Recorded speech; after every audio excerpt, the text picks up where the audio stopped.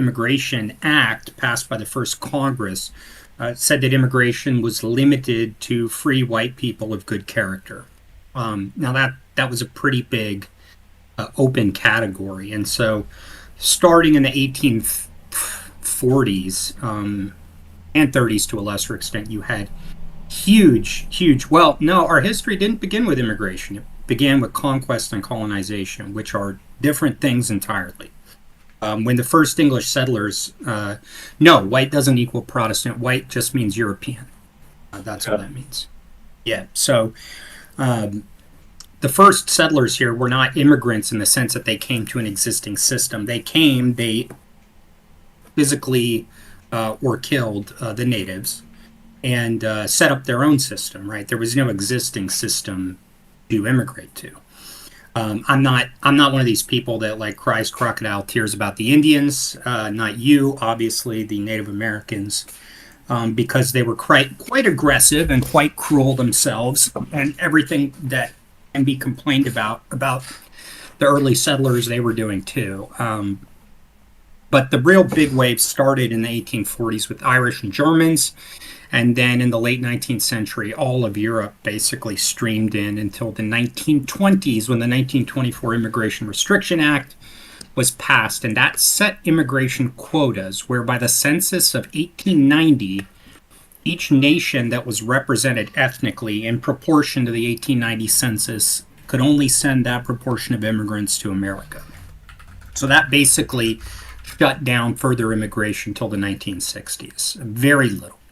In 1965, they passed the Hart-Celler Act, which basically abolished the country quotas, and that's when you started having immigrants from Asia, Africa, Latin America, stuff like that. And there was a provision in there called family reunification that nobody thought about much at the time, but has since been used to bring over enormous numbers of people. Since 1965, 100 million people have entered the United States as immigrants, and our population in 1965 was about 160 million. Today it's 330 million. So, that has been enormous in one person's lifetime, less than one person's lifetime. That has been an enormous transformation. Yeah. Essentially. Yeah, and now that isn't to say that America was only monoracial like the UK. We've had black people here since the very beginning, and traditionally our race relations have just been white and black. That's what it's been. Not anybody else. So that's been an enormous change because all of a sudden that tension has been completely kind of overridden by the tensions of all the newcomers coming in. So anyway, just a little background. Yeah, no, fair enough. You guys had more immigration than there's the population of the UK. Yeah, a lot more. Yeah. Okay, I've got the YouTube side working now. There's a poll in the chat, so please everybody vote in the poll. And then we're going to do another vote at the end to see if anybody's changed their mind kind of thing. It's an anonymous poll, we're just going to do it by numbers. And I guess to get started, so the introduction to this debate is it's the exact proposition is that let me just quickly get it up. And the exact proposition is a country benefits more from immigration than it suffers. So on the pro side, that people are going to be arguing for is Soksing, sovereign mind here, and then on the against position is Sigurmuxing from the US. So hopefully it'll be a good debate. The way it's going to work is that there'll be a pre-debate vote. So again, please vote in the straw poll, and then we'll do some opening statements, 7 minutes each, and then we'll do rebuttals. So before you give your rebuttal, you have to represent the other side's argument to a degree that they're happy with. That'll be at the moderator's discretion, me. So then after that, then you give your rebuttal, and then both sides do that. Then we'll have an open discussion for about 10 minutes, 10 to 15 minutes, and then closing statements of 2 minutes each, and then we'll do a Q&A from the Sangat, and then post-debate vote. Then I'll give a kind of my kind of opinion, I guess, or a kind of Bunga statement of position, and then the results, I guess, and then we're done. So hopefully it'll be a good one. The rules are ideas are more important here than egos. No idea is above questioning, so long as it's done respectfully. No topic is taboo, so long as it can be argued to have benefit for the Banth, and moderators must be adhered to. So yeah, let's have a respectful debate. Hopefully this will be the first of many such debates on many topics. So if anyone wants to get involved in these in upcoming debates, let me know. I think one I was organising was an AI for Sikh art debate, which would be a quite cool one. There's a bunch of topics. We can do abortion, all sorts of stuff. So submit any topic ideas you want to hear debates on. If you want to get involved, if you have anybody in mind who might be good at debating, let us know as well. But yeah, let's get started. So who wants to go first? We can flip a coin if you want. Yeah, I can go first. Yeah. So this is just introductions or opening statements? This will be opening statements. So you can give introduction as well if you want to. Okay. Well, obviously you see my name up there. My background is basically I've kind of always been on the conservative side of politics here. In college, I was kind of in Young Republicans, and I've kind of been pretty active in the right in the U.S. for 10 plus years. And I've met a lot of the figures, both within and without, within the cordon sanitaire and without it.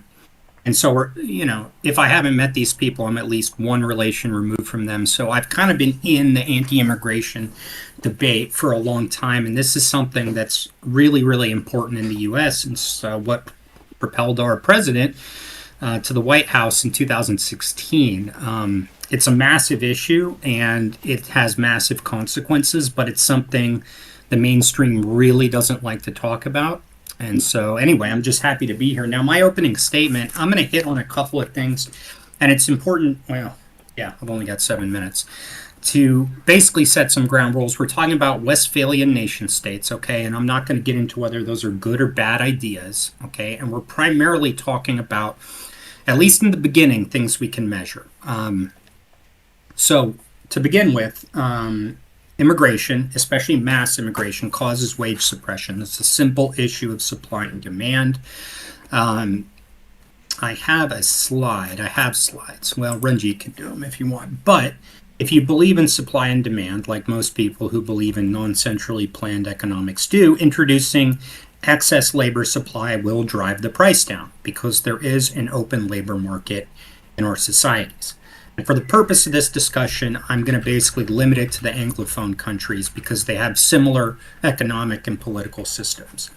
Studies have shown that a 10% increase in the supply of available labor can reduce native wages by about 4%. So that's a ratio of 1 to about 0.35. So introducing millions upon millions, and in our case, tens of millions of new working age adults to the U.S. does appreciably drive down the wages of natives.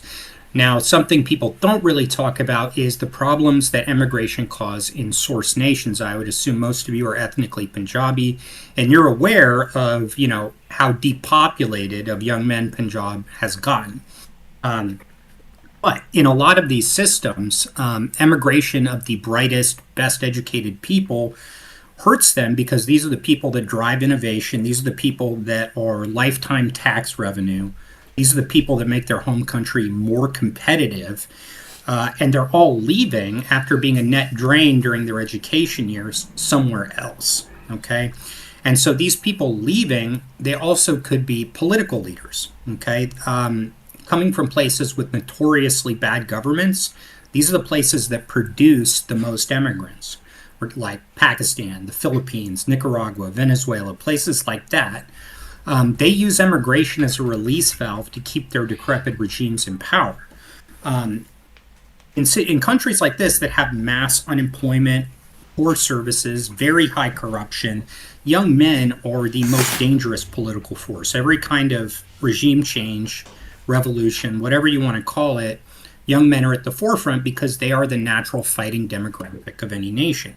And if these young men get siphoned off to wealthier countries and all they're doing is sending money back to their elderly parents aren't going to be rioting in the street. And they're also going to be more content with the regime because they're living off of remittances.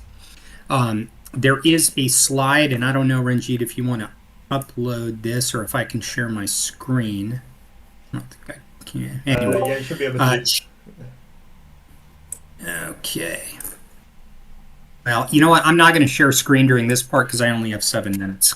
I'll share it during the general debate. Okay, how about that?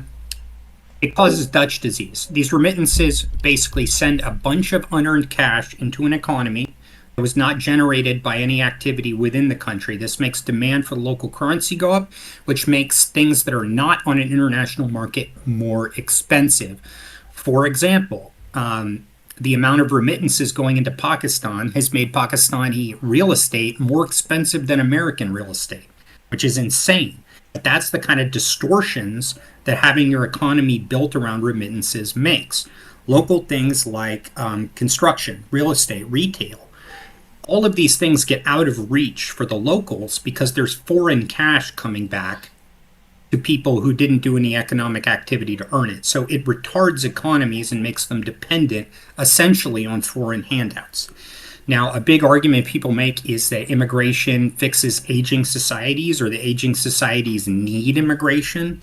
But that's actually statistically false if you walk through it because immigrants also get old. So what really you're trying to do by fixing an aging society isn't cramming more people into society. It's keeping the age ratios at an acceptable level. That is to say, X number of young workers to X number of retirees. But those immigrants get old too, and then they swell the number of retirees, meaning you have to bring in more immigrants to pay for the immigrants that are now retiring. So as this works statistically, you're basically just increasing the number of immigrants you need to bring in to run this Ponzi scheme. Now, elite immigration is obviously a strong argument people make for immigration, but we've got an awful lot of non-elite immigration and statistics in Europe and the UK and the United States. Oh, is it time? No, 1 minute left. Go. 1 minute. Yeah. Never contribute to the commonweal. They take more in taxes than they contribute.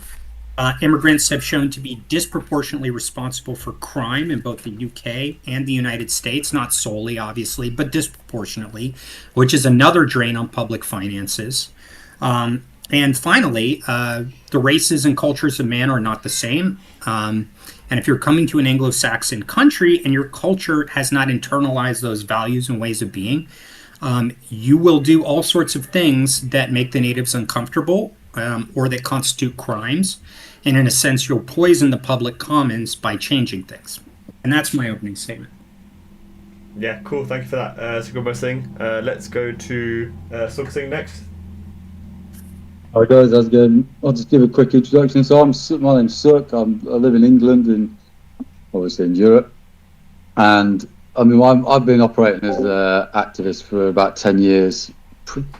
With what I'd say is a balanced immigration approach, but ultimately I probably naturally my position is a little bit more along the lines of where Trump and Farage are, and Enoch Powell would have been more than where they are with maybe Jeremy Corbyn and some of the others. So I've had quite a deep think around immigration. I'll go into sort of my 7 minutes now if you like. If anyone's got questions on me, you can ping me on the WhatsApp group. But I mean, immigration is an interesting one because it does evoke a lot of emotion.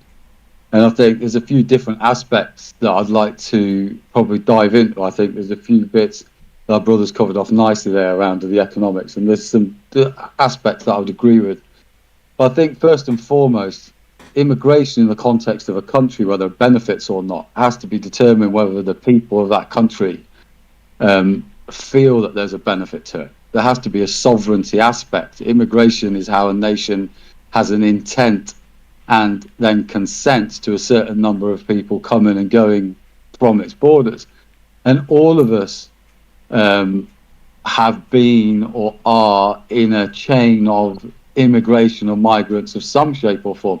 Even from an English history perspective, which I go into quite deeply, if we have a look at Magna Carta itself in 1215 as a sovereignty document of England, it was trying to keep foreign invasion out from the Pope and the Vatican. Okay, we've still got today a similar situation in England, which obviously is a lot smaller than the United States. This is like a small stamp compared to the United States, which is a huge parcel in itself. So we've got a very small amount of land here. So from a sovereignty perspective, you go into the economic question, which we've come up. So there's the sovereignty, there's economic parts of it. Economically, it's interesting because when we look at supply and demand, all of the economics that we talk about at the moment, even in the Republican, Democrat, left and right debate, is based on a scarcity model of economics. It's based on the fact that there's a fundamental understanding that in today's society, practically, there is a scarcity of access to resources. What's interesting, though, is if we have a look at money and resource on the planet, it's abundant. And if we have a look at the side of the political spectrum from which generally an anti-immigration stance will come from, it is also the side of the political spectrum that generally doesn't agree with scarcity model economics.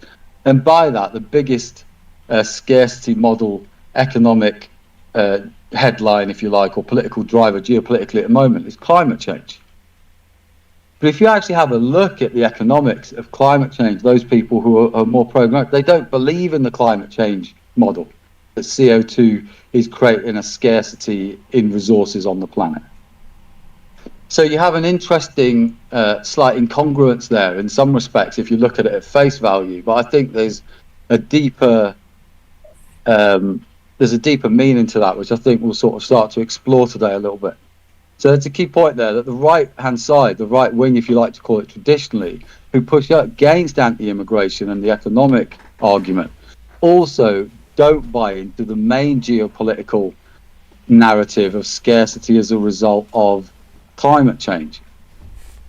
Now, the second thing, in theory, that they don't believe in, if we have a look at it from a manifesto perspective, is the right wing now have tended to, particularly in the United States, moved away from being neocon warmongers.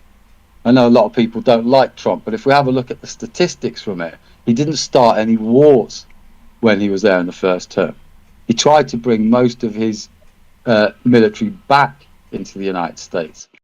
That's really important because immigration, particularly the mass exodus, which I like to call it, I don't like to call it immigration because it's a weaponization of immigration that we're really discussing, not natural immigration itself. Okay, and that's quite an important point for me because when we have a look at natural migrants, they have a propensity to want to be adventurous. They might be pioneers. You might get a small percentage of a country that wants to go and explore outside and settle outside.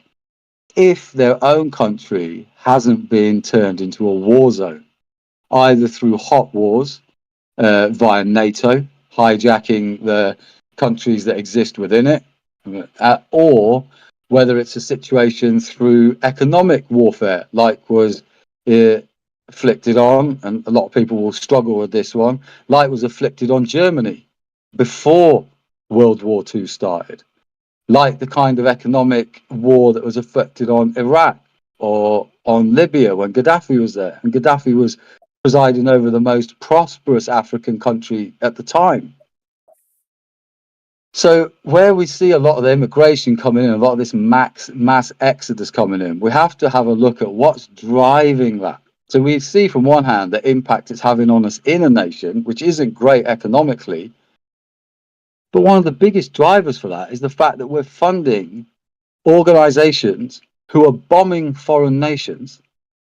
And in our wisdom, we think it's a great move to then invite young families, some of them will be young fighting men, in from those countries into a nation that's just obliterated his heritage. Politically speaking, this kind of dynamic is suicide, right? It's not immigration. That is a weaponization of the words of immigration in order to meet what I believe are relatively nefarious agendas by people who really, to some degree, don't care too much about the left wing or right wing. What they're 1 minute really left. concerned about is concerned about is control, and that's my key moment today. Is that immigration, as we're discussing it here, is about a weaponization of immigration, not naturally people moving around. And in that situation, we have to understand that getting good quality resources, good skills in and out of countries for a balanced dynamic and population, so it doesn't become introvert, far benefits it. But the disbenefit of mass exodus immigration is also a disbenefit of war to the countries that are afflicting that war on other nations economically. So we've got a bit of a dichotomy here where the same source problem is creating two issues that are both creating a supply and demand problem. Yeah, we call that invade the world, invite the world. Yeah, and in Europe, that's been in place since the 1920s at least, through something called the Clergy Plan. Yeah. Right, Yeah. those who haven't heard of it, look at later, but there are some official aspects of that. So yeah, absolutely. I've got to stop you guys there. It's time. So the next part of this is, well, thank you firstly, Suksing. The next part is going to be rebuttals.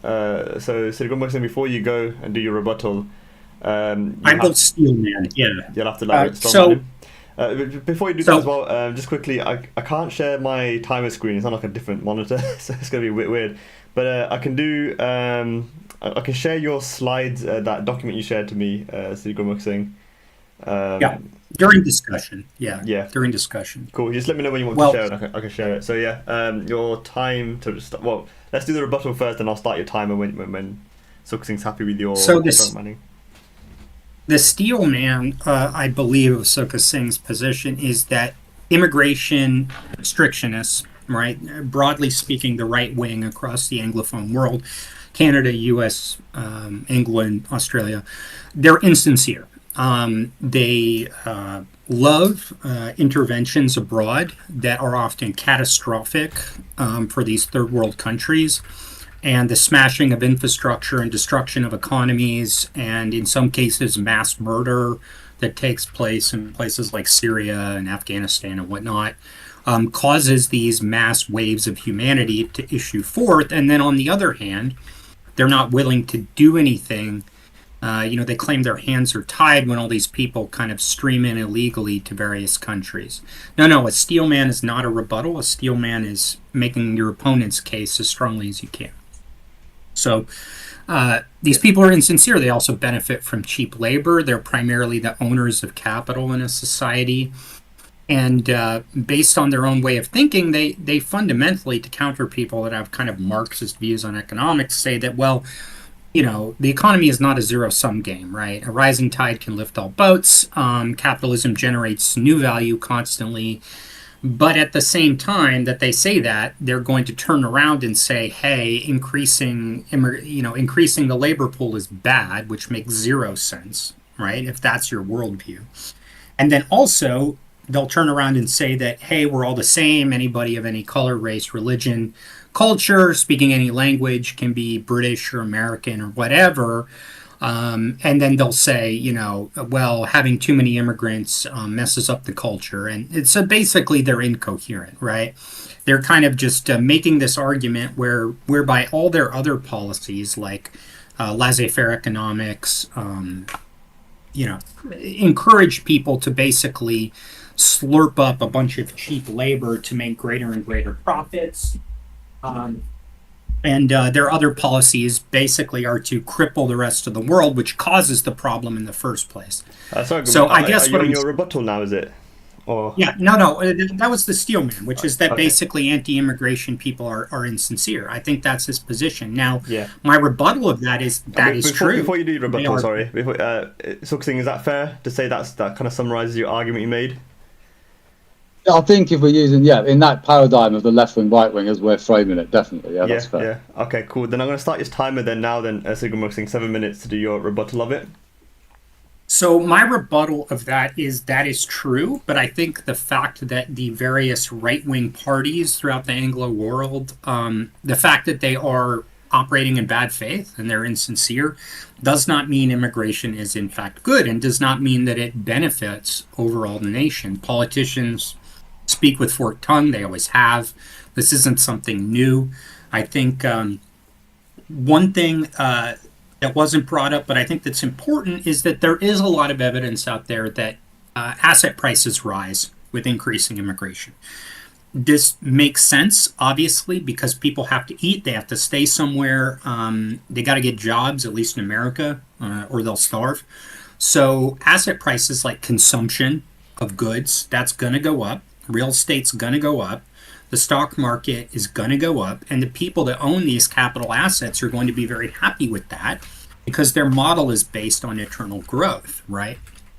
Now, my rebuttal to that and their insincerity is that like none of these things are actually good, and benefiting a sliver of the population while basically impoverishing and alienating the rest of it is actually quite bad. And one of the things political leaders should do is look out for the holistic welfare of their people. And that means beyond just making sure their pensions get paid, right?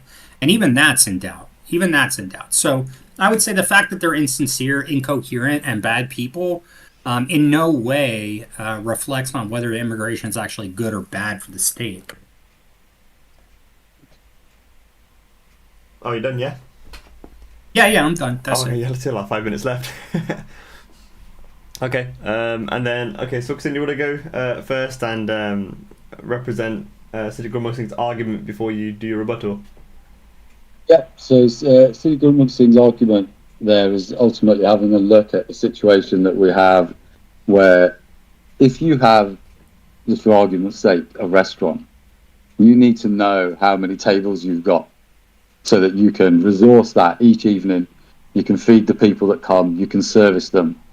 And you know, if you're running a country, you've got to know how many hospital spaces you'll need, how many police, how many school spaces, how much resources needed, how much energy. And these aren't things you can't just train a teacher in a weekend. You can't create resources overnight. These things take decades to plan in terms of supply and demand. So there needs to be a considered structure, and that open borders certainly is something that we need to have a look at. Now, I think that also one of the points there is that the foreign countries, some of the countries where these people come from, they're culturally different, and they have a different opinion in the way that they're operating. If you operate in a war zone, your understanding and benchmark of things like violence and etiquette is very different to people who have come from a relatively civilized, shall we say, or developed nation. I'm sure Texans would probably call it mollycoddled nation, but yeah, there's a cultural aspect, particularly in Europe. I think you're seeing that more so because they're a lot softer in Europe than they are in the States still. You know, they got taken over here much earlier. So I think the supply and demand argument's a solid argument. I think locals being pushed back and prices going up is also a solid argument that's being made. And so I think that I fully agree with those economic aspects. And I think that's really where we are seeing the tension. The hot points in the current political environment are very much where Sri Gurmukh has nailed it, to be honest with you. And that's what we're seeing play out in the public, at least, in the mainstream. Yeah. Would you say that's a fair assessment of your argument then, Sri Gurmukh Singh? Yeah, I would say that's fair. I mean, yeah. Yeah, okay, cool. Let's go into rebuttal then. So Singh, I'll start your timer now. Okay, so I think when we have a look at politics as we see it, all of the big issues, I think, always suffer from a degree of the sort of Hegelian dialectic side, right?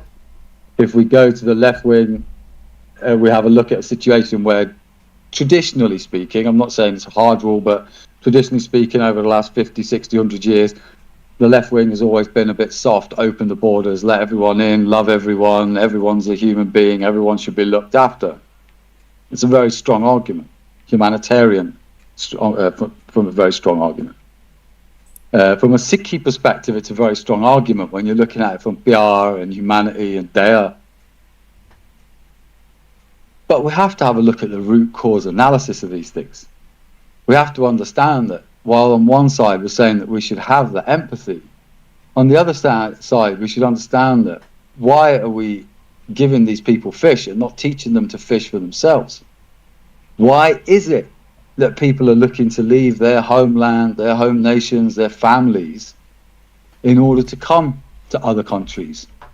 Why have we created a perception that there are paths of gold in these countries, which means that healthy immigration, which benefits these nations with positive skills coming in based on a vetted process, is being marred and muddied by the fact that to some degree we ignore the elephant in the room, which is the military-industrial complex, which drives these mass exoduses from countries that are Afghanistan, Syria, Yugoslavia broke down into Kosovo, Bosnia and Serbia. Okay, all of the Somalian aspect of it, all the places that open society via George Soros and other places, and indeed it was George Soros and that who created the problem in Ukraine. And today we've got Ukrainian flags flying all over British houses, bringing in Ukrainian refugees. But I didn't see the same empathy for the Palestinians or for even the Yugoslavians, if we want to bring it to a white European country. So if we have a look at that aspect of it, we have to say that we can't fix immigration treating it as a micro environment issue. We have to treat it by breaking that Hegelian dialectic, by breaking the partisan politics that we see through left-wing, right-wing, where to some degree they keep us caught between the devil and the deep blue sea. We have to try and raise our consciousness above that and understand that, firstly, to help people, we need to help build their nations, help them become strong and have prosperity in those nations. If those nations need some form of regime change, or we determine that there's a problem, a tyrannical regime there, we have to have a strategy for replacing that so that they also benefit from a positive immigration policy from the developed nations. And possibly the developed nations may have some benefits, no doubt, from the immigrants from those particular areas. But what we can't do is just assume that the hot spots that have been created and the hot issues that have been created within our nations are simply to do with what's happening internally. They are completely aligned to the fact that immigration since World War II, in our reasonable living memory, has been completely weaponized. Whether that was the unsettling of the Jews in Europe to push them out, or whether that was the unsettling of the Palestinians to push them out, or the unsettling now of the Anglo races in the countries that they're in, through a term which I won't go into in detail now, but you can look up Loxism, Loxism, on the internet, one of the most censored terms on the internet, of the kind of agenda that's at play at the moment. And of course, being Sikhs, we know firsthand since 1947 what the mass exodus into a particular region can do to the culture and demographic of that region when you're looking at a silent war to essentially infiltrate and overtake a landmass. And for those people who recognize that that's happening in Punjab, that's not pro-immigration into Punjab. That is a dilution and a deliberate invasion to destroy a culture. It is not a positive invasion when you're bringing people in to destroy a particular nation's way of being. Changing the base rule set and the way that a nation expresses its culture is not what pro-immigration is about. Pro-immigration is to enhance and to create stability and thinking through a open, considered, intellectual interface into the wider world. It's not having an open door policy where anyone can walk in and out of your house. And by creating the tensions, by ignoring the elephant in the room, the anti-immigration aspects have tied in the weaponization of immigration into healthy immigration and created an unnecessary level of tension in the nations in which that's happening, in order to try and raise the awareness and deal with what I think is a legitimate economic and cultural threat. Okay, closed rebuttal. Okay, you're done, yeah? I think I had a minute left. Yeah, that's very good. Let's go into now then open discussion for about 10 minutes. And then, so this the way this works is you can just sort of like talk like at the same time, try to interrupt each other too much, and I'll try and moderate as best I can. But yeah, go ahead. Well, I mean, I really agree, actually. So, it's kind of a weird debate because I think in some ways we both agree with each other, but I think he's right in that the meta problem is way more important than the specific problem. And within the frame that we're currently operating in, maybe fixing immigration is just not possible without fixing the whole system. And that's obviously a pretty daunting challenge. And so maybe it's just not a matter of a couple position papers or, reforming some laws here and there. It might be a completely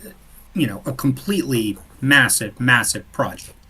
Now, if you want to look at the paper, number one is a series of graphs that I put along with the sources that show that immigration does not solve the problem of an aging population. You can peruse these. They were uploaded in the chat. Immigrant fertility rapidly falls to native fertility or close to it. So it's not a long-term solution either. Number two is Dutch disease. That's what we talked about with the inflation. I don't know. Are we viewing it here? Oh, he's projecting it here. Yeah. Right. Number two is Dutch disease. And so you can see right here they graph exactly how Dutch disease, which is basically a disease of windfall cash, what it does to economies. Okay. Number three, you can see an increase in the labor supply decreases native wages. Okay. And both of these, this is for the UK and the United States, I believe in both of these, where they basically, as immigration's gotten larger and larger, people's wages have topped out. Number four is most immigrants are actually a fiscal drain. This first graph is from Denmark. Obviously, Denmark is not all of Europe, but you can see how unpleasant it is, and basically no immigrants are as productive as Danes when they come to Denmark. And some immigrants are never productive, even in their peak earning years. Well, how are you defining productive there? So you got me saying, like, what's that based on? Like, what is defining productive? Net contribution to tax. Oh, okay. Is what it is. Yeah. So it's in Danish kroners, and you can see there, right? But would you say that's more like an instance where, like, when a new immigrant comes in, they're not going to exactly be working the sort of like top roles, essentially high-paying roles. They'll be doing more of the menial labour tasks. So naturally, they'll be working lower salary roles, and therefore their contribution to the tax base probably would be lower. Yeah, I would say that. However, they also disproportionately use social programs, which is the next one. So if you're importing immigrants, and the strong case for it, and I agree with my opponent here, the strong case is that, well, the value add is further up the chain, right? You're bringing in unskilled labor, they're bussing tables, they're cooking food, they're driving buses, they're doing all this kind of stuff, and that lets natives take higher and higher jobs. Right. But you can see the net drain is also higher. So if you're bringing people in just to get them on welfare and have a bunch of Moroccans like smoking weed outside of a bus terminal, then why are you bringing them in the first place? That's a fair point regarding the welfare state part of it. I mean, Singh, I'm not sure if you wanted to come in on that. Like, how would you sort of do that with people sort of coming in and then sort of taking advantage of the social welfare systems that are already in the state?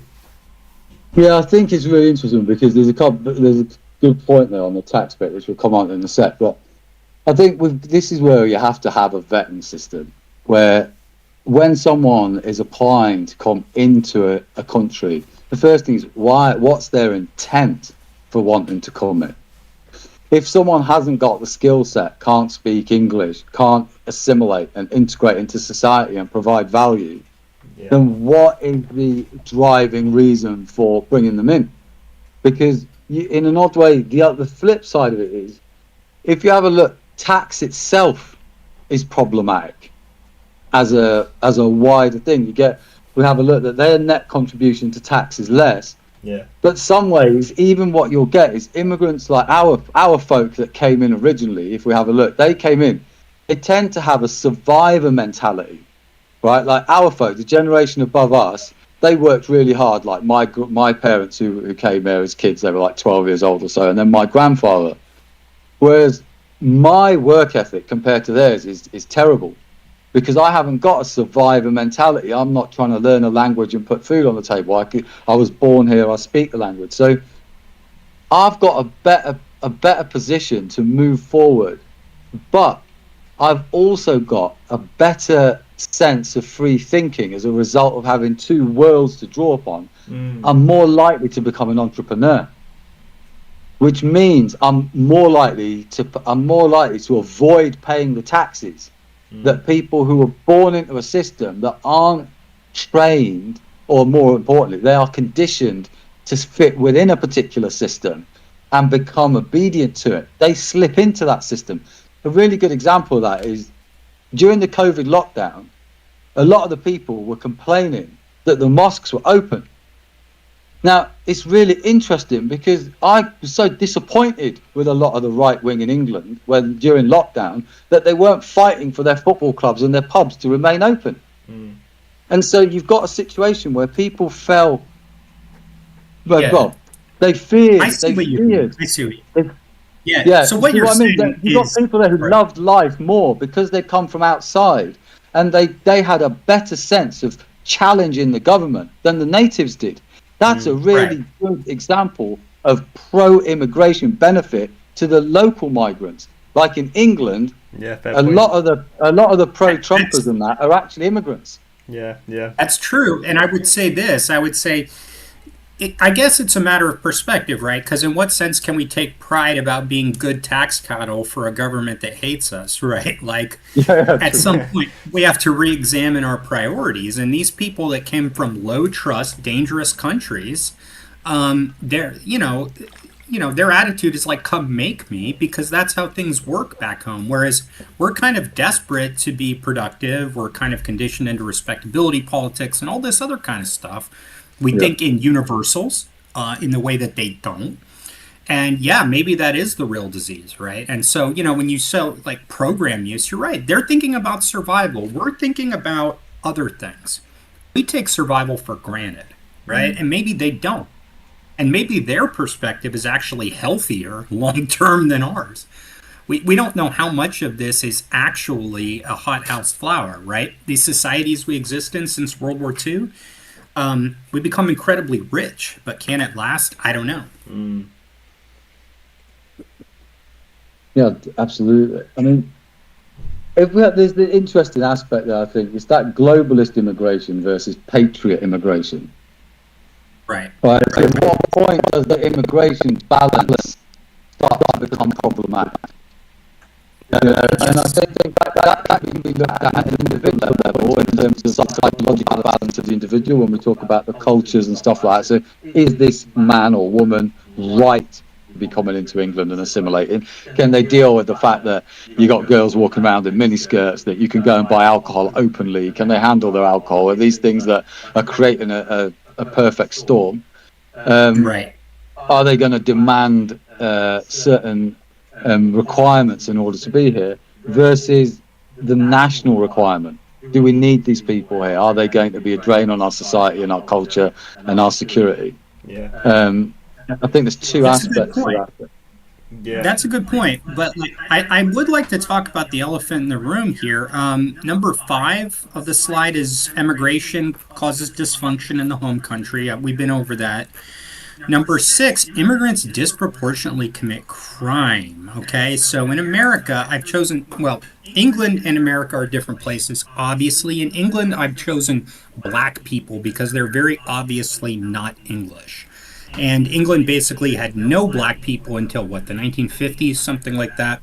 So any black people in England are going to be immigrants, or the descendants of immigrants. That is to say, they're going to be a consequence of immigration. And the same critiques apply to this. In America, I chose Hispanic people because in 1960, the country was 2% Hispanic, and today it's 17% Hispanic. So anybody who's here is basically an immigrant or a descendant of an immigrant. Okay? And these two groups in England, I believe in London, it's something crazy like 60% of gun crime is done by black offenders.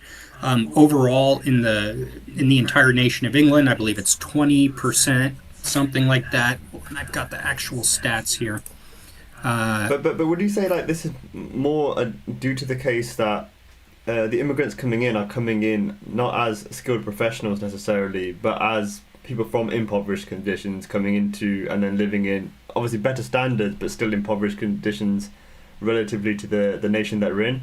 And this is more of due to that the poor people are generally more likely to commit more crimes. I don't know if that's... No, I don't think that's at all. I think crime and poverty have almost zero relationship to each other, Right. and I think it's been borne out. I think your ancestors, when they came here, came from a pretty poor country, okay, and they came here and they did not shoot and kill people generally, okay, Yeah. and 30%, and you could look at this, okay, so Mexico and Point South generally have higher GDPs and higher standards of living than places like, parts of India. But nevertheless, in the U.S., 30% of our federal inmates are from these countries, okay, that have big, nasty gang problems. In fact, some of the gangs have gotten so big, we describe them as cartels now.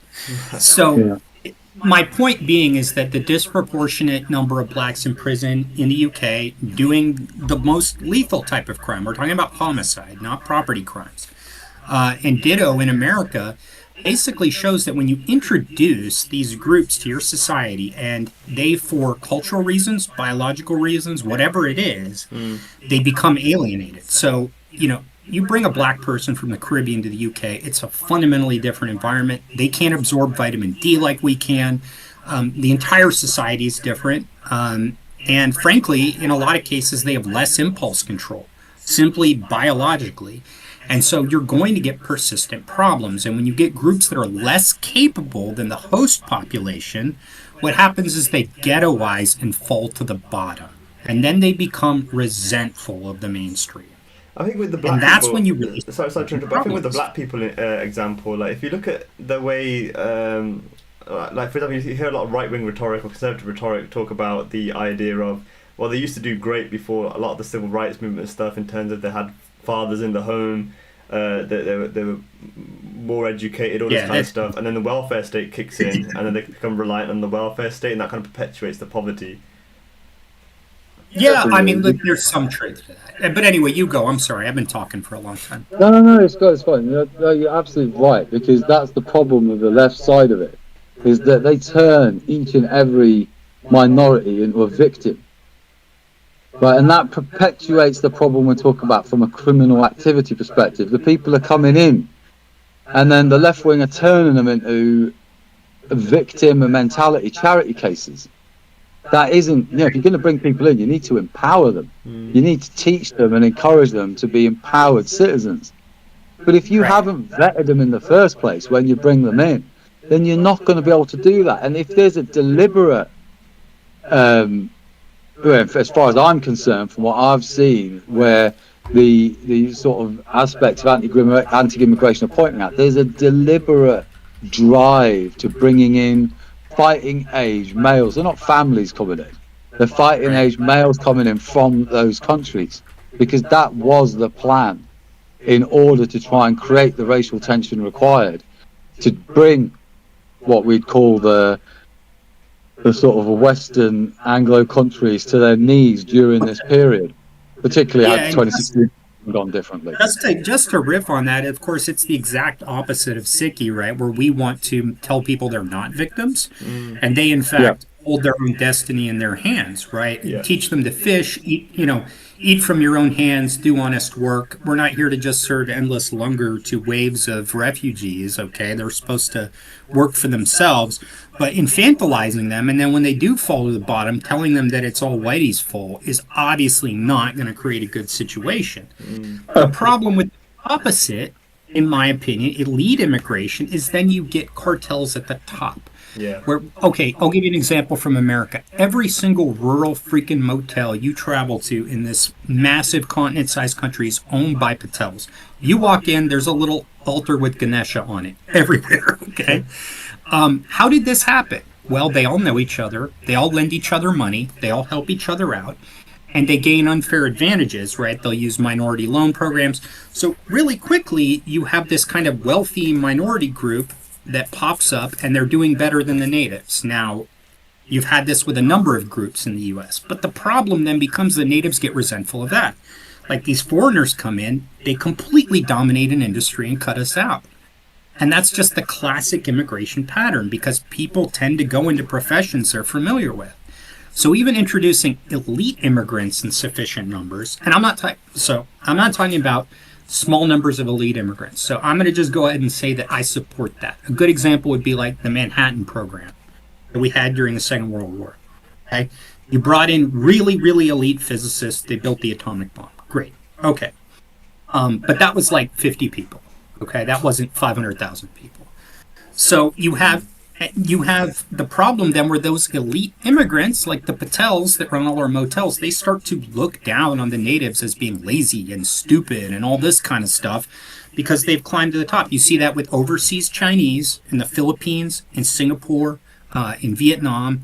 You see that with you saw that with Indians in Uganda before they had to leave. You saw that in Kenya. Everywhere you have market dominant minorities, the locals start getting resentful of them. So you just have this awful circle of people getting pissed at each other based on some things they don't really consciously control.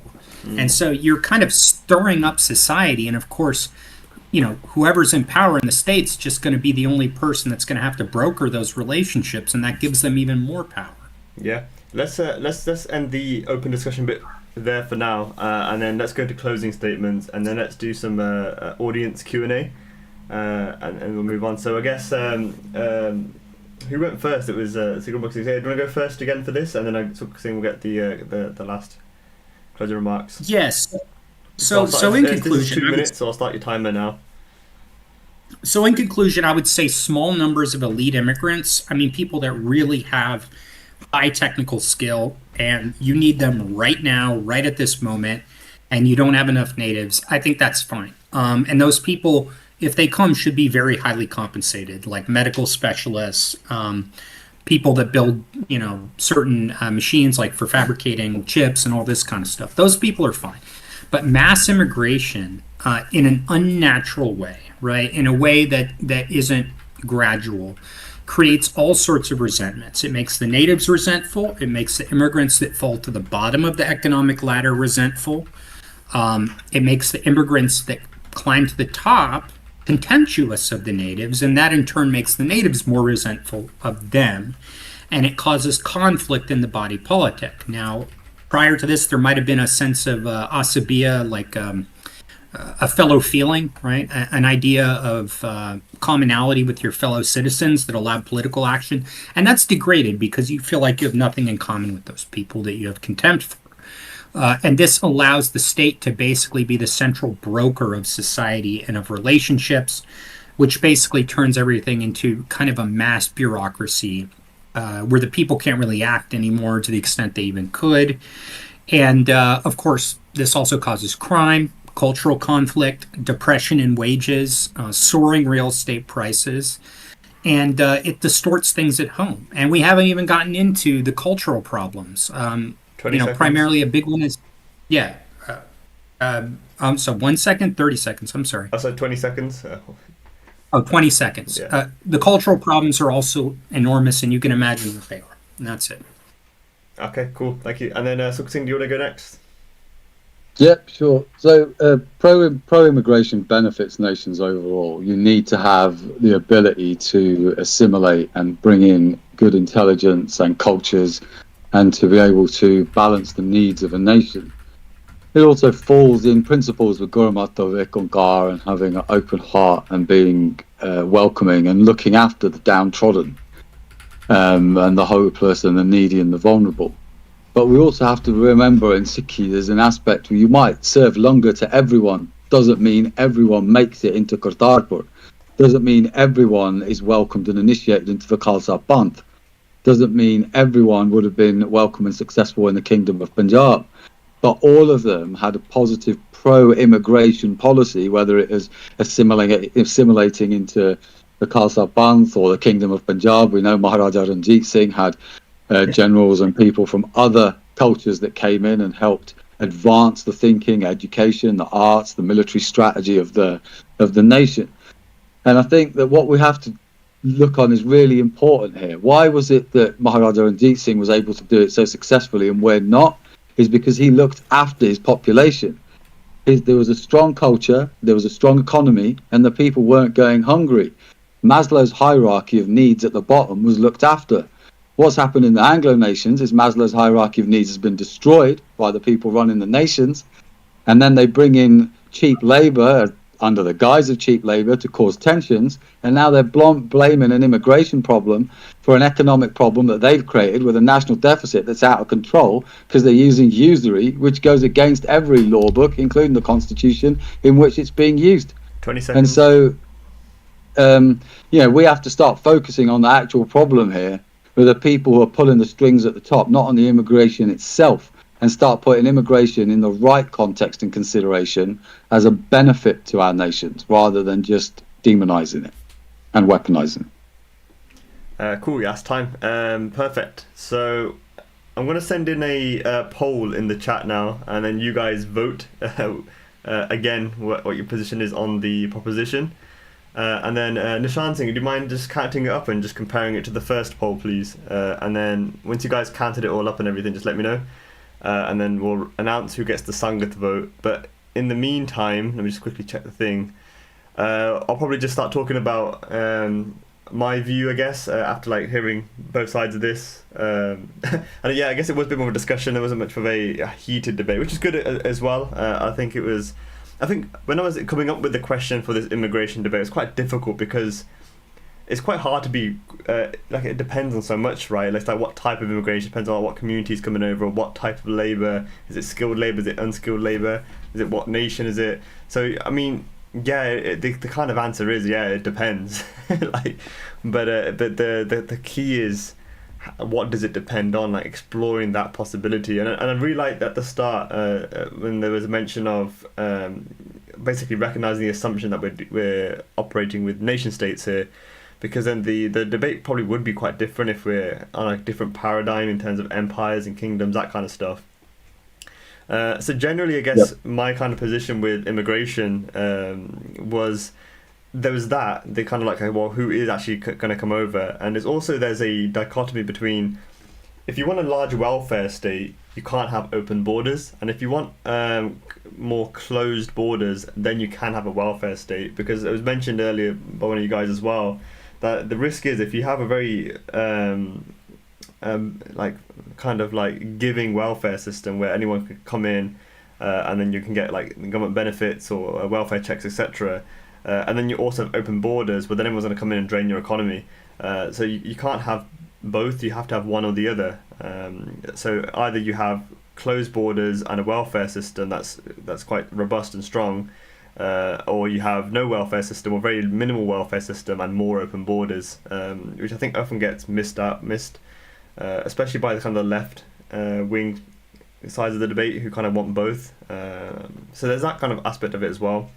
Let's go into some Sangat question and answers actually as well for now, and then as the votes get counted up, we'll see. Maybe even the question answer might help inform as well. So Nishan Singh asks, question 1, as Sikhs, we uphold the principles of the Khalsa, a martial order that embodies a distinct understanding of sovereignty and autonomy. The Khalsa acknowledges no authority beyond the Panth and Waheguru regarding any other form of governance as a means to an end rather than a source of absolute obligation. Given this foundational belief, do the Khalsa or Sikhs more broadly occupy a unique position that renders them exempt from immigration regulations? Can there truly be such a thing as a Khalsa immigrant? If the Khalsa walk freely, establish righteousness and transcend imposed boundaries, should they accept the constraints of national immigration policies? wouldn't opposition to immigration in some sense contradict the very notion of castle sovereignty? Or must one concede that Castle Sikhs operate under a distinct standard in such matters? Quite a long question. Did you guys get that? And then who wants to tackle it first? Do you want to go first? Yeah. Yeah. Yeah, sure, no problem. Okay, I think it's a brilliant question actually, because when we have a look at those principles that we're talking about what I term as natural law or universal law principles. Now, the Constitution of England, as an example, and it forms the cornerstone of the Constitution of the States and the other Anglo countries, is a natural law document. And in it, you are operating from divine principle. So what do you mean by natural law? Nations, Just so we're all clear, if anyone is unfamiliar. yeah, so natural law in England, there's 5 tiers to the law system. It starts at the very top, which is where the assumption of our rights comes in. And in England, your rights are deemed to be granted to you by the Akal Purkh, it's by the Creator. Okay. Right, 1215 Magna Carta simply enshrines the fact, similar to the American Constitution, where it's written in a much more eloquent style. I call it a Fisher-Price version of the Magna Carta, because it was written a few hundred years later. That it's those rights of happiness and liberty and stuff that's given from above that we acknowledge and that we protect. Right, that's quite an important factor, because if we go back, there was a case a long time ago where a black guy with Somerset and it's called the Mansfield Judgment. Right, and in it there was a famous saying that came out of it, essentially, where it said that it was impossible for a black man to be a slave because anyone that had breathed the air of England was too pure to have been breathed by someone that was a slave. So the sheer virtue of the fact that he was here on this land, breathing the air here, made him free man. Right? That's quite an interesting concept when you have a look at the way that people are talking about immigrants today. It's a very, very different perspective on it. That they're coming here and they're polluting the air of England, rather than the air of England is so righteous, so highly conscious, that it cannot be consumed or breathed in by someone that was a slave. So when you have a look at the natural law cases in England and the way that the law structures work and the right structures work, it's actually more aligned to our Sikhi than we would think. It's a lot less corporate and policy based. What's happened is that the legal aspect since World War II has completely destroyed the constitutional rights as we understand them. I agree. Destroyed them completely, to be honest. Yeah. Well, what I would say is, and like, is there such a thing strictly as a Khalsa immigrant? I would say no. I think the idea of sovereignty, you have to say that there's nothing that actually strictly binds me, right? Outside of my Maryada and Akal Purkh Waheguru and all this. But at the same time, you have to look at historical examples. Okay, so when the Khalsa were in charge, they took Raki from Muslim villages, Hindu villages.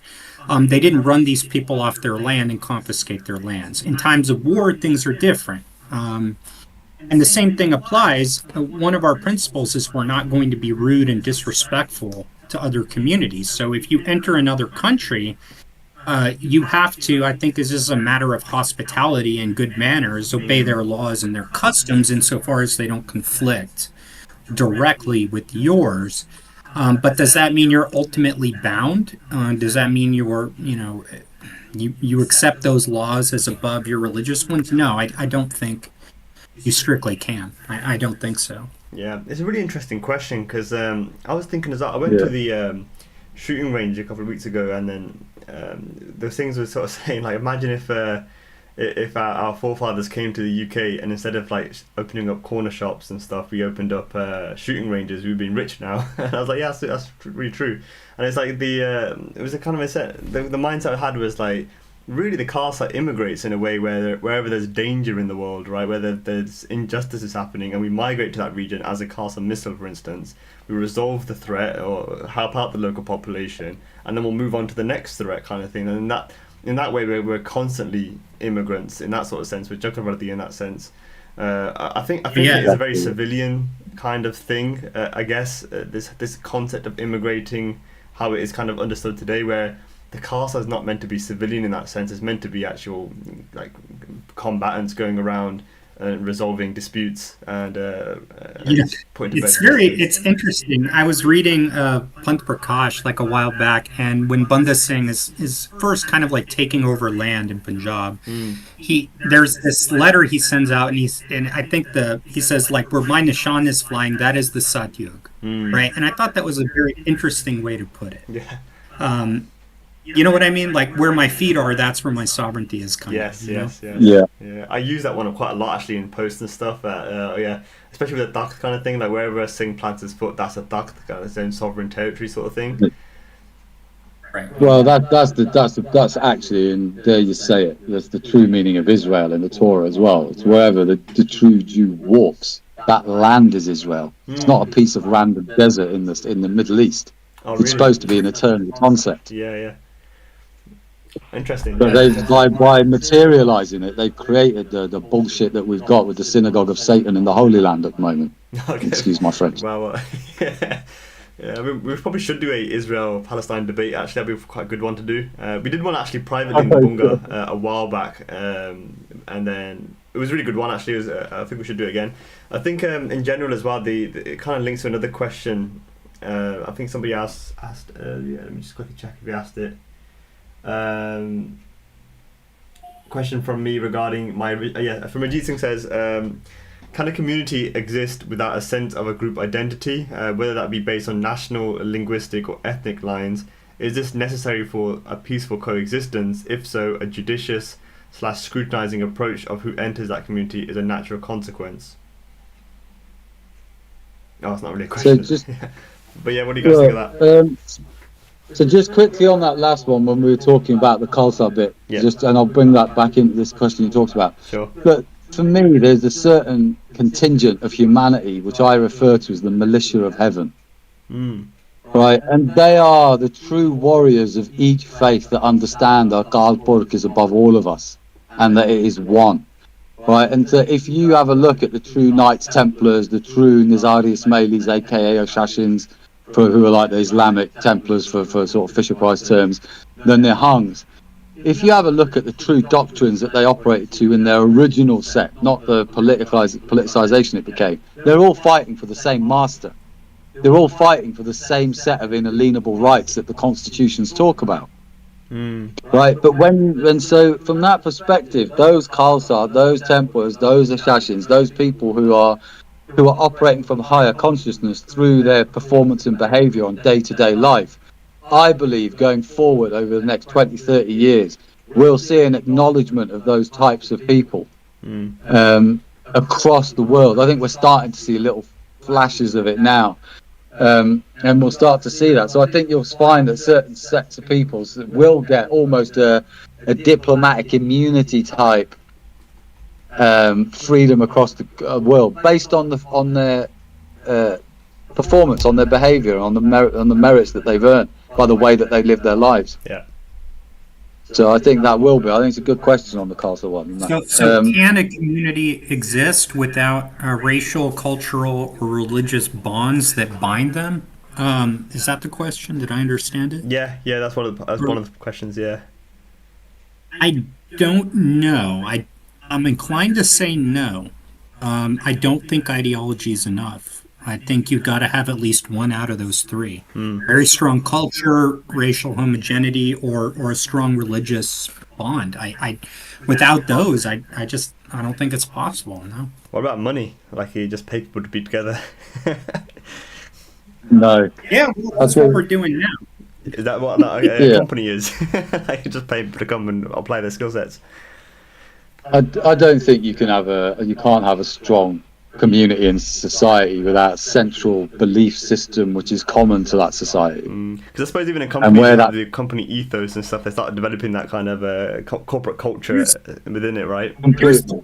Here's the problem with states based on ideology. Okay, we could go back to the Soviet Union, but in America, in the UK, this happens too. Is that basically you're required to have certain thoughts in your head to be a member in good standing, which means that everybody's kind of under a very low level inquisition all the time because if you don't have the thoughts in your head, then you're not a member of the community. How do you measure that? Well, you can't look at somebody and tell. And, in Russia, they had people constantly snitching on each other, is the way it worked. That's how you made, the society cohere.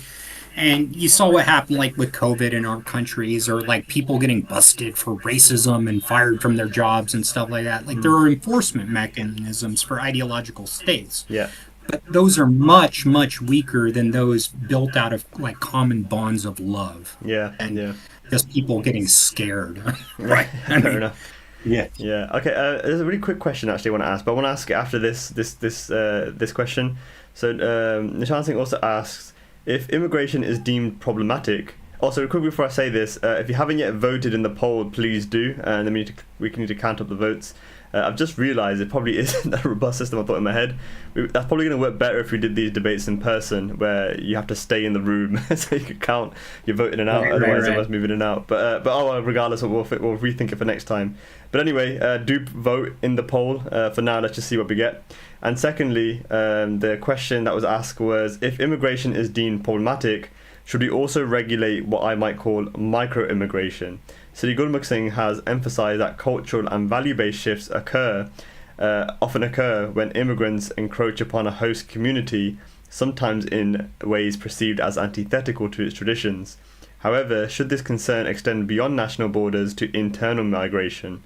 Oh, very good question. For instance, if individuals relocate from urban centres like London to more rural regions such as Brighton, does this constitute a similar form of cultural encroachment? If we accept that large-scale immigration can disrupt local values and traditions, then for the sake of philosophical consistency, should we not also scrutinise or even regulate movements between cities, neighbourhoods, or even households, wherever cultural shifts might occur? Or does this proposition expose an inherent contradiction in the argument against immigration, rendering it implausible? Very good question. The wicked question. So just really quickly, England used to be structured like that, and it will be structured like that in the next 10 to 20 years again, where there were the counties, and even today, actually, people don't realise that the counties have more power than the central government. Just like in America, the states are supposed to have more power than the federal government in terms of control over the people, because of that sovereignty and self-determination aspect. So you're absolutely right, it would be, and that's the key thing. Immigration is like in your mind, in your house, in your village, in your city, in your county, in your country. At every level, those coming in and out have to have some control, otherwise it's a free-for-all. Yeah, that's a really good question. I'm interested to hear what you now think as well, Sri Gurmukh Singh, on this question. I personally like the Swiss canton model where your neighbors get to vote on whether you get to stay after 6 months. Oh, no way. That's but insane. I don't think so. In our country, it's always been just an insane free-for-all. Inside the state, there has been basically no rules for a long time. And people just go where they want to go. They build factories, then the business dries up, the factories rust out, the communities die, they move somewhere else. Basically, it's been laissez-faire capitalism within the nation, and that's caused a lot of damage as well as a lot of economic dynamism. So I'm inclined to agree that people in rural areas, like he said, the original Constitution was federalism, ought to have some say about who gets to come in their communities, what they get to do, why they're there. And it shouldn't just be a bunch of rich Californians move to Idaho and drive all the real estate prices out of reach for locals. That's happened, by the way. Wyoming, too, right? They move into all these ski towns. All the people that grew up there are living in trailer parks 20 miles away, basically. So, I think to be consistent, you have to give people some control over their surroundings. Yeah, but I bet the asset holders in Idaho and stuff weren't really complaining too much about rising in property. No, they weren't. They weren't. They got quite rich, right? Yeah. I mean, I guess obviously my opinion with this, what you just mentioned there, obviously my bias is being revealed now, but I kind of don't really mind this kind of free for all and this laissez faire approach. I think ultimately, right, cultures have to be competed against, and so long as you have a strong and robust justice system and legal system and enforcement of the law, where people don't go a bit too far. I think cultures should compete. I mean, this is how Sikhi sort of like was birthed in the first place. It was a competition against the existing traditions and cultures of the time, and it offered something more valuable, more beneficial to the people, and people adopted it. But the Canton model just really applied to if you actually privately own the land. If you own the land that you live on, then you should be able to do what you like with it in theory. But it's the tricky part is what do you do with land that's owned in common, right? Shared land, public land. That's the tricky part, and I think this mismanagement between private and public is where we get a lot of these problems, and the cultural encroachment, all this kind of stuff. But yeah, I mean, this is a really I good think question. Yeah. it is a good question. I think that when we look at it, though, we tend to look at it because of the way that we've all been brought up as all of these jurisdictions as being almost commercial. That there's a bit of land and that's got a private jurisdiction on it. But if we have a look at what makes a good society, what makes a good relationship, a good marriage, a good team, it's trust. Right, Right. and it's this notion of going back to trust networks. Yeah. Right, what happens when you bring in a load of foreign people into Lincoln in Lincolnshire in England? Is you've broken the trust network. Up until that point, everyone recognised each other. Right, the most powerful CCTV system was when Doris, Mavis, and Betty were looking out of the window, going, "Who's that little fucker that's walking up the road now?" Yeah. You know what I mean? Because they didn't recognise that foreign twat, not because he was coloured, just because he was from another town. Yeah. And they recognise there's a difference here. Therefore, there's a potential risk here. Therefore, the children could be at risk. Therefore, our property could be at risk. Yeah. There has to be a level of trust being built back into society. Yeah. And when that trust is built back into society, and you've got a tight-knit community like a Bind in India, for example, and then some foreigner wants to come and settle there, I tell you, whether you got the canton or not, that Bind, that village is going to make that guy's life really uncomfortable if he isn't respectful and assimilates. But I can that's tell because you, there's this, having been a foreigner in the Pind and traveled around India, I can tell you there is never a time where there aren't eyes on you. yeah. Yeah, that's a really good point And because so- everyone and- sort of assumes, oh yeah, And it's that, we're it's that not trust, racist. for me, it's that trust aspect. You have to get the trust back, and that's the biggest part of it. If you don't, like you say, what is it? You don't trust the people. If you can't trust them, you can't live with them. It's not a peaceful society. Yeah, fair So you enough. have to be able to band together and self-determine with people on the same type of wavelength as you. Yeah, I mean, there's a lot of food for thought with this. I think especially Bunga members as well are interested in contribution vichars to the Bunga. Play this back, right? This recorded back, and then especially this part of the conversation. And I'll be interested in hearing different perspectives and things fleshed out with this, either via recordings or essays or whatever. Submit them. Let's explore this a bit further. One last question, and then we'll conclude. Is I guess more so for Sri Gurmukh Singh as well. How do you kind of reconcile the European migration to the United States, for instance? Like, how is that legitimate in your eyes, or how do you see that? Well, having come from a religious tradition like I do, which emphasizes the need to bear arms and protect yourself, how do I justify it?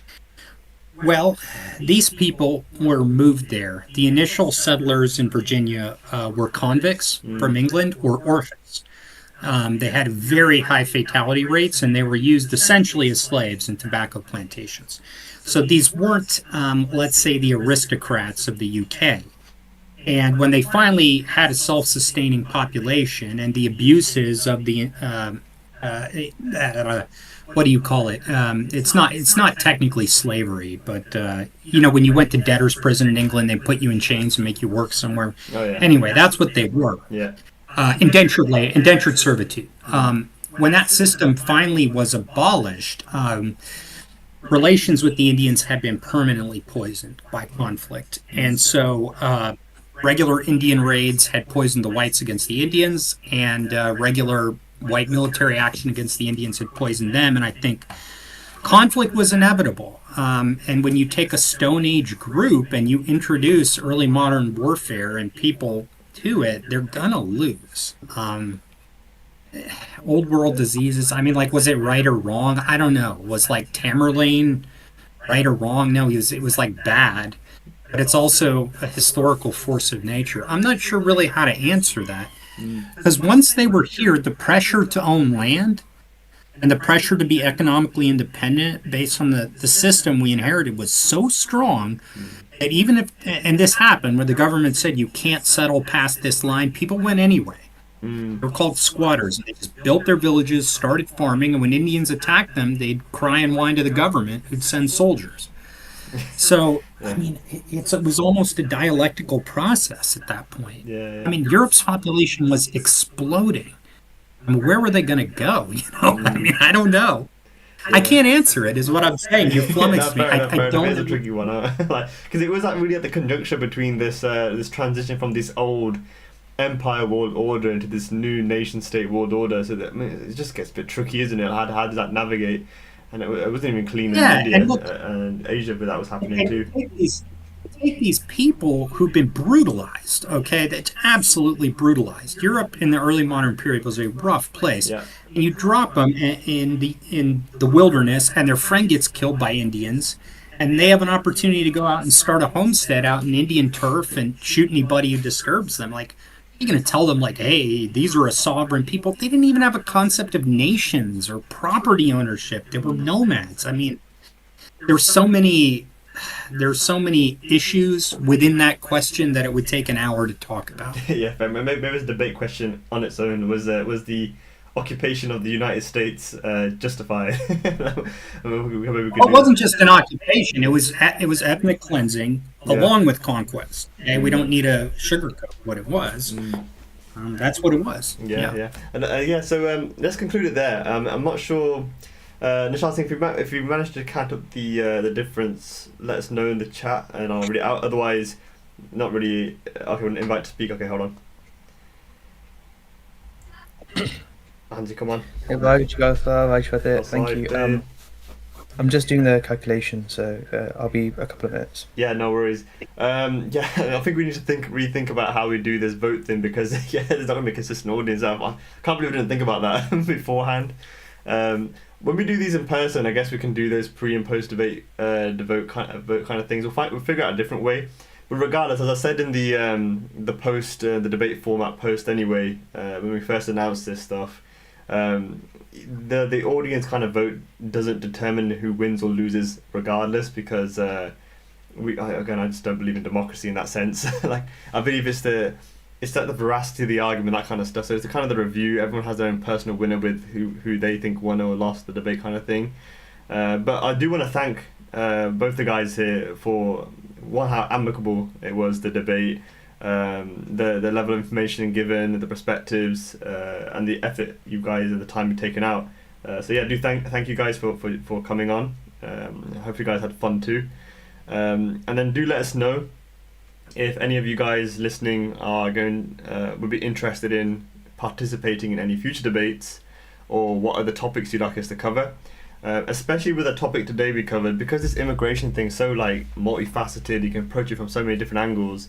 It would be good to see any of you guys' further vajad, either through posts here on the server, or via other means, whether you want to submit an essay on the topic or an article, or any sort of thing. Like, we'll be happy to read through and assess further vajads on this. It'd be quite good.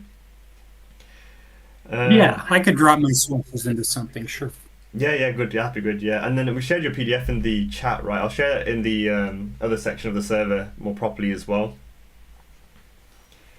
Okay. Yeah, and then I think the chance will just be another minute, and then we'll count up the votes. But yeah, anything else you mention? Andy, go on. I was just going to say on the EU versus USA thing. I think if we look at what is the EU? The EU formed out of what was, when the Roman Empire started to break up, it broke into two halves. The Western Roman Empire, which has become the EU and NATO today, and the Eastern Roman Empire, which has become what we refer to as the Eastern Bloc. Right, and so we have to understand that when the Roman Empire fell, the Western Roman Empire controlled all of Western Europe from the Vatican. right? All of the war that occurred in Europe, what has become the EU, was essentially the Western Roman Empire from the Vatican taking over all of those aspects, and all of the free world in the EU that were trying to fight against papal control had to escape further west. Before they went to America, England was that point. So 1215, when the war in Rochester, when the battle in Rochester happened, after 1215 Magna Carta was signed, that was because they were trying to essentially push back that dark energy that came from the from the Roman Empire. The other half of the Roman Empire, the Eastern Roman Empire, the Byzantine Empire, which was based in Constantinople, when that fell to Mehmet in the 1400s, that basically had become the stronghold for Orthodox Christianity. When that fell to Islam, it migrated from Constantinople, because that became Istanbul, it moved to Moscow. Okay, that's a really important maneuver for us to understand geopolitics today. Because all of the USA, Russia, all of that shit you talk about, it's got nothing to do with the United States and Russia. It has got everything to do with the Vatican, Roman Catholics versus the Orthodox Christians who were based in Constantinople and moved to Moscow. Right, and so when we talk about the EU and NATO, that is the Western Roman Empire from the Vatican. So immigration in that context is these bastards that run the EU that are creating these problems, and creating the NATO are the ones that are forcing the wars that are bringing the immigrants in. That's not a coincidence. It'd be good. So we have to look at those old borders in history to understand, where do these driving forces come from? Why does someone give such a shit that they're going to dedicate their entire lives to such nonsense? Well, I can say from the American perspective, we didn't allow Catholics to vote till the 1830s. So. Yeah, because they got brutally beaten up a lot, well into the 1870s. Anyway. Something anti-immigrant sentiment is not. It'd be good if you could maybe do a write-up, or maybe even like a recording of like some of this history and stuff from your perspective. That'd be quite interesting, I think, to listen through, or at least read through. I'll drop it. I'll drop an image in the chat of it. Anyway, I'm sorry. You're going to conclude. I'll be quiet. Yeah, no worries. Okay, so it looks like Nishan Singh's set it up. So motion: a country benefits more from immigration than it suffers. Post-debate outcomes. So debate results: marked shift in opinions, dramatic reduction in agreement, 6-2, slightly proportional increase in disagreement, 4-3, substantial rise in undecided votes. Okay, so basically we just sowed doubt in people. Okay, so interpretation results. This is pretty cool. So the most striking observation is the pronounced shift away from agreement, whilst the opposition to the motion, so the Gurmukh Singh side, saw only a marginal increase. The primary movement was towards indecision. This suggests that those previously supported the notion that immigration benefits the country have reconsidered their stance, not necessarily because they now align with the opposing view, but rather because they've become uncertain. Thus, the key takeaway is not strengthened opposition to immigration, but a notable erosion of confidence in its benefits. Methodological considerations. The pre- and post-debate participant pools were not identical in size, with 11 individuals in the initial poll and only 7 in the final count. This discrepancy limits direct comparability. Additionally, we lack epistemic clarity regarding individual shifts in opinion, without identifying whether those who have changed their stance were originally supporters or detractors. It is difficult to determine the precise nature of the opinion shifts. Yeah, so this is a big oversight on our behalf. So we'll need to rethink how exactly we do this methodology of the pre and post debate votes. I think it's probably only going to make sense doing those in person, where people actually sit down in a chair and they can't leave. But yeah, I mean, it is interesting. I like this way we interpreted the results and stuff. Thank you for doing that, Nishan Singh. We probably do need more votes in the future as well to make any of this kind of like make any sense statistically. But I guess as a starting point, good lessons to learn, both on our end as a Bunga and how we operate these, and also from the lots of knowledge shared today, which I again appreciate massively, and I hope everyone listening got value out of this. But yeah, again, thank you guys for joining. Thank you, Sok Singh and Sri Gurmukh Singh, for your participation And then obviously let us know any more feedback or you want to get more involved, etc. After as well. So yeah, let's end it there. All right. Why did you call Saw? Why did you